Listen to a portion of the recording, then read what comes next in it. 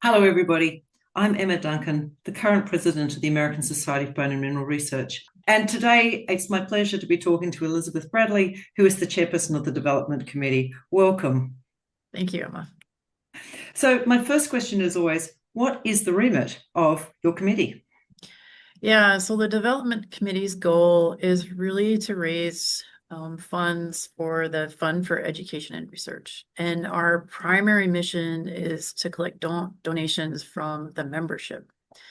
And I want to take a quick moment to plug our Giving Tuesday efforts that will be coming up later in December, on December 2nd. So we'll be reaching out to members of the ASBMR community to help raise money for that. I remember the Development Committee's initiative at the last ASBMR in terms of the leadership bingo. It was a fantastic way for a lot of the early career investigators to get to meet some of the leadership and voluntary leaders within the society. So I don't know who came up with that idea, but it was fantastic. Yeah, I think it was a really collaborative idea with all of the different committee members, and we kind of discussed different ways of implementing that. So thank you. It was fun to do. Oh no, it was a lot of fun to do it. How did you end up becoming the chairperson of this committee? Yeah, so the Development Committee is my first committee role. And I started that, let's see, it's been 4 or 5 years back. I was just a regular member. I was asked by the Women's Committee to apply for the Development Committee as a member. And I served my 3 terms and then took over the role as Development Committee Chair. So it's been a really great pleasure to serve the society in that capacity. So thank you. Do you think that it's had a positive influence in terms of things you've been able to take from your work as a voluntary leader within ASBMR back into your day job?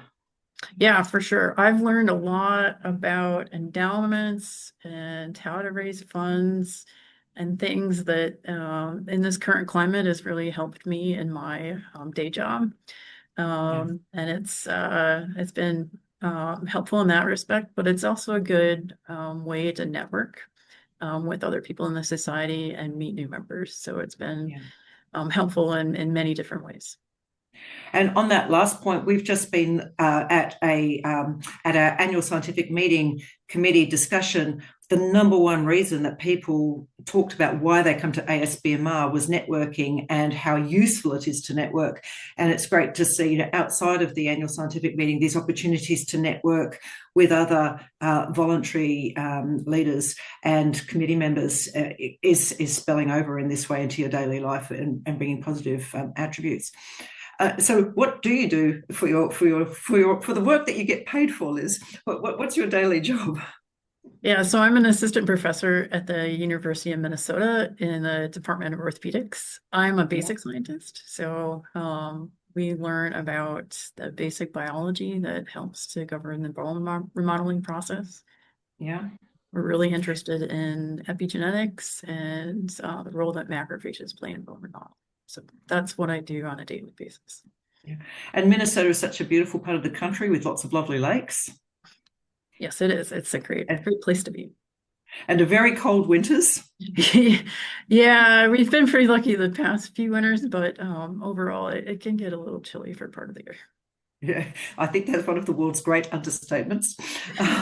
And outside of your ASBMR roles and your work within basic bone biology, what is it that you like to do the most?